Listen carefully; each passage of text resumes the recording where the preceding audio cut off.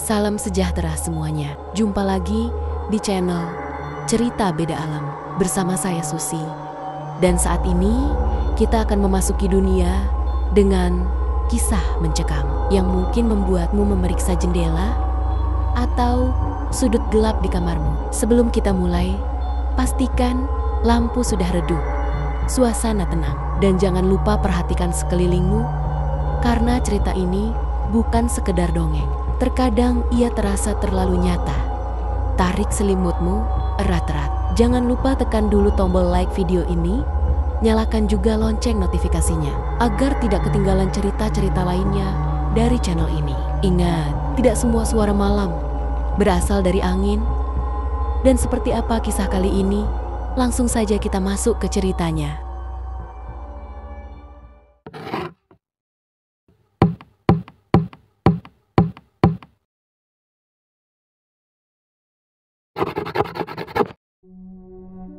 Setelah menjubungi Adit, Lia, Rena, dan Dewi menunggu dengan cemas di ruang tamu villa. Suasana malam semakin mencekam karena angin dingin berhembus masuk melalui celah-celah jendela yang rusak. Api unggun kecil yang mereka nyalakan di perapian tampak semakin redup, seolah-olah mencerminkan ketegangan yang mereka rasakan. Beberapa jam kemudian, mobil tua milik Adit akhirnya tiba di halaman villa. Bersama Teja, temannya yang juga seorang paranormal, Adit langsung memeriksa kondisi villa. Mereka membawa beberapa alat spiritual seperti dupa, air suci, dan manik-manik khusus untuk melawan energi negatif. Dewi tampak agak canggung bertemu Adit setelah lama tidak berkomunikasi dengannya. Tetapi ia berusaha menahan perasaannya demi fokus pada situasi yang sedang mereka hadapi. Tempat ini dipenuhi energi jahat, kata Adit setelah melakukan meditasi singkat di tengah ruang tamu. Aku bisa merasakan ada sesuatu yang kuat di sini. Sebuah roh yang marah dan penuh dendam, Teja menambahkan. Dan sepertinya cermin besar itu adalah pintu masuknya. Kita harus berhati-hati. Mendengar hal itu, Lia, Rena, dan Dewi saling pandang dengan wajah pucat.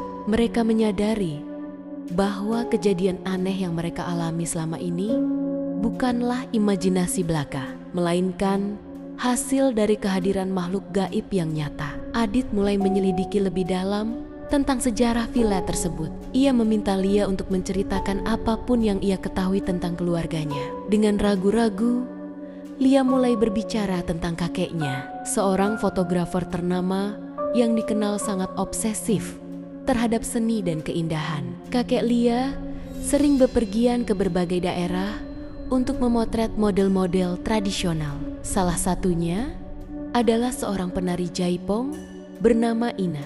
Ina adalah wanita paling cantik yang pernah difoto oleh kakekku, kata Lia.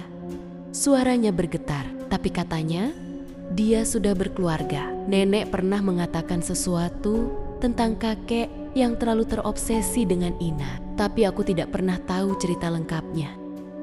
Adit dan Teja mulai menghubungkan titik-titik cerita tersebut melalui ritual komunikasi spiritual. Mereka berhasil mendapatkan informasi lebih lanjut dari roh Ina. Ternyata kakek Lia tidak hanya terobsesi dengan Ina, tetapi juga memiliki niat buruk terhadapnya. Setelah Ina menolak ajakan kakek Lia untuk meninggalkan keluarganya dan menikah dengannya, kakek Lia menjadi marah dan mulai mengancamnya. Ketika Ina tetap menolak, kakek Lia menggunakan kekuasaannya untuk menekan Ina secara psikologis hingga akhirnya Ina memilih mengakhiri hidupnya sendiri demi melarikan diri dari tekanan tersebut. Namun, kisah kelam itu tidak berakhir di situ. Kakek Lia yang diliputi rasa bersalah namun juga obsesi yang belum pudar menyembunyikan jasad Ina di dalam sumur tua di halaman belakang villa. Sumur itu kemudian ditutup rapat dan kakek Lia meninggalkan villa tanpa pernah kembali lagi. Ini adalah tempat terkutuk, kata Adit. Suaranya berat. Roh Ina tidak tenang karena ia ingin membalas dendam kepada orang-orang yang dianggapnya bertanggung jawab atas kematiannya. Setelah mengetahui kebenaran, Adit dan Teja mulai mempersiapkan ritual pengusiran roh. Mereka memutuskan untuk mengadakan ritual di depan cermin besar. Karena cermin tersebut adalah pintu masuk utama bagi roh Ina untuk masuk ke dunia nyata. Malam itu, suasana di villa begitu mencekam. Listrik padam total dan angin dingin semakin kencang, membuat api lilin di ruang tamu berkedip-kedip tak beraturan. Ritual dimulai dengan pembakaran dupa dan pembacaan mantra khusus oleh Adit. Teja membantu dengan memainkan alat musik tradisional yang diyakini dapat menenangkan roh. Awalnya, semuanya berjalan lancar. Namun, tiba-tiba, suara musik jaipong yang keras menggelegar di seluruh ruangan. Sosok Ina muncul di depan cermin, kali ini dengan wujud yang lebih nyata dan menyeramkan. Matanya penuh kemarahan dan tubuhnya bergerak liar mengikuti irama musik. Dia ingin balas dendam, teriak Adit sambil mempercepat pembacaan mantranya. Ina mulai merasuki Dewi yang paling lemah secara spiritual di antara mereka. Tubuh Dewi tiba-tiba gemetar hebat dan suaranya berubah menjadi nada tinggi yang menusuk telinga. "Aku akan menghancurkan semua orang yang terlibat," teriak Dewi dengan suara yang bukan miliknya. Lia dan Rena panik, tetapi Adit memerintahkan mereka untuk tetap tenang. "Jangan sentuh Dewi, biarkan dia di bawah kendali kita," serunya. Dengan usaha keras, Adit berhasil melepaskan roh Ina dari tubuh Dewi menggunakan air suci yang telah diberkati. Sosok Ina kembali ke dalam cermin. Tetapi pertempuran belum berakhir. Cermin itu mulai retak dan asap hitam tebal keluar dari dalamnya, membentuk siluet-siluet menyeramkan. "Kita harus menghancurkan cermin ini," teriak Teja. Dengan bantuan Rena, mereka berhasil menjatuhkan cermin besar itu ke lantai, membuatnya pecah berkeping-keping. Asap hitam yang keluar dari dalam cermin langsung lenyap, dan suasana di villa mulai tenang kembali.